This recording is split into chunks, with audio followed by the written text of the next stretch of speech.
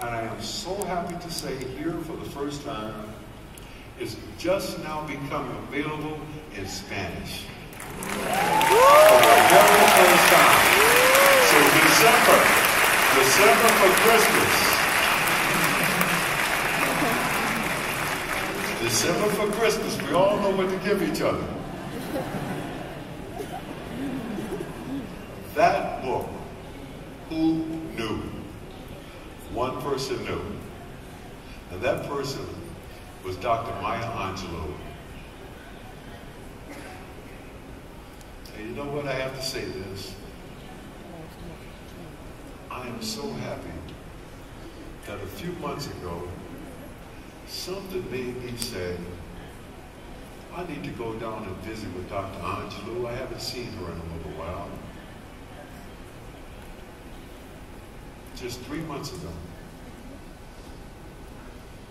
we sat down and she said to me, son, that book was not even about you.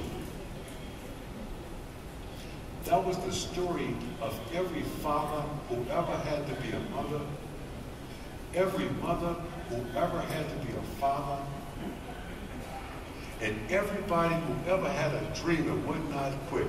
That book wasn't even about you. And when Dr. Angelou puts something to you like that, there's only one thing for you to say. Yes, ma'am. Got it. Real clear on it. Real clear on it.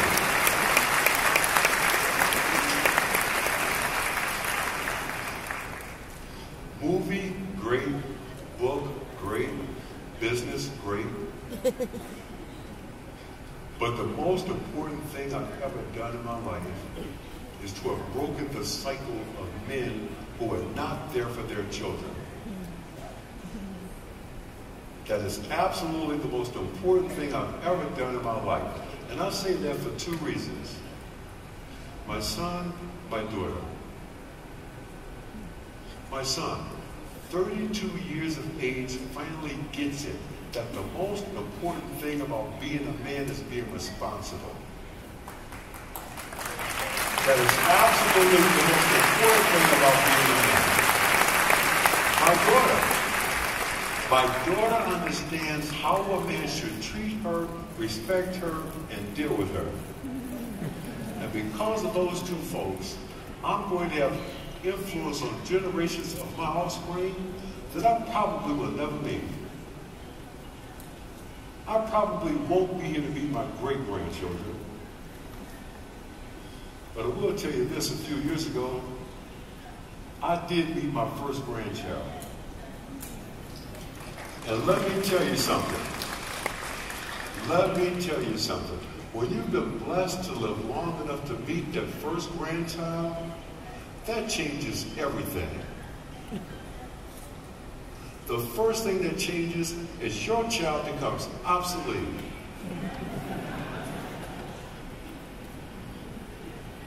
Anytime I see my son without my granddaughter, I look at him like he owes me money.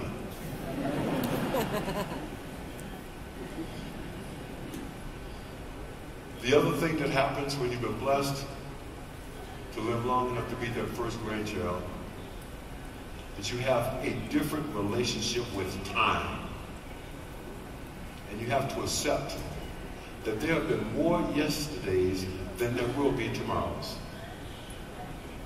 And when you accept that, you've got to accept that there is more that unites us than there can ever be that separates us. So when I stand here and speak of breaking these cycles of child abandonment, child abuse, domestic violence, alcoholism, the name of the cycle doesn't matter. It could be some of the more subtle cycles, the cycles of fear, poverty, illiteracy,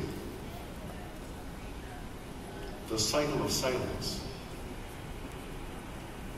The name of the cycle doesn't matter, because just like me, Somebody else in this room made a decision a long time ago, and that decision was, whatever was an issue, a challenge, or a problem for me is not going to become generational and get passed on to my children. Somebody else in this room made the same decision. The last thing I want to share with you is this. My message to you today is simple and best demonstrated by a scene in the film. There's a scene in the film that takes place on the basketball court. As you ultimately saw it on the screen, it was not originally written that way. Our screenwriter, Steve Conrad, had a very dark view of the world. And in that original screenplay, when that little boy throws up the ball and says, "I'm going pro," the father says, "Forget it. It'll never happen.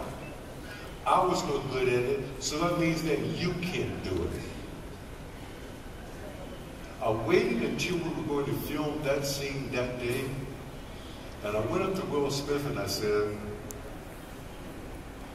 "You can't tell that to that little boy, because that's not what my mother told me."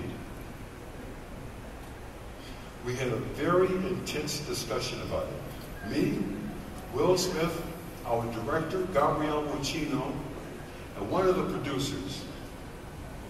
The producer's position was, well, the father has got to keep it real with the kid. My position was, man, you live in Hollywood. What you know about keeping it real? We argued about it for 30 minutes, and finally, it was Will Smith who says, "Chris is right, because my mother told me the same thing." We tore up the original script, and this was the result.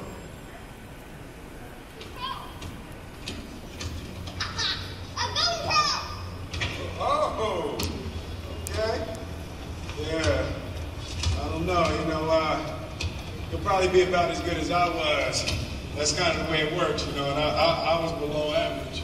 So you'll probably ultimately bring somewhere around there, so really, you'll excel at a lot of things, just not this. So I don't want you out here shooting this ball around all day and night, all right? All right? All right, go ahead.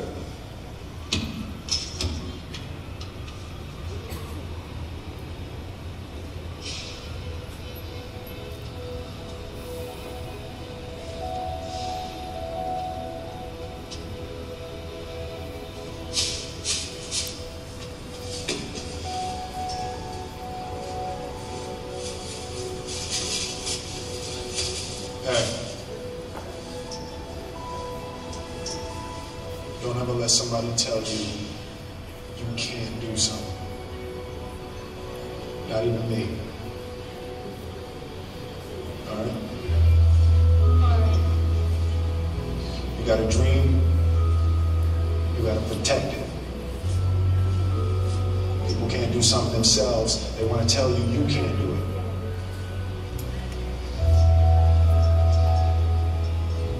You want something, go get it.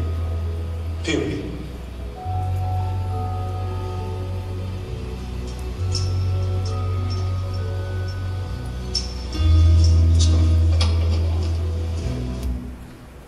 And those are my words to you. Those are my words.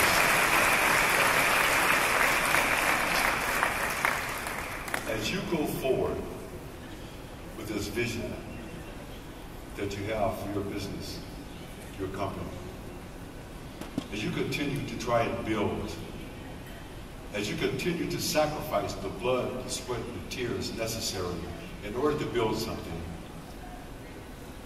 those words, don't ever let somebody else tell you what you can't do. Those are not just words that you say to a child. Sometimes you must say those words to the man or the woman that's looking at you in the mirror.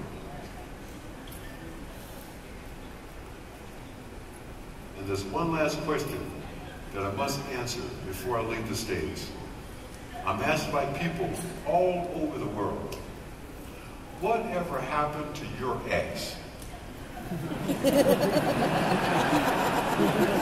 That's a fair question. That's a fair question, is it not? Whatever happened to your ex? Who cares? Gracias. Thank you. Thank you. Thank you. God bless you. Thank you for having me. I'm so sorry I'm with my brother. God bless you. Thank you. Gracias, señores. Señoritas.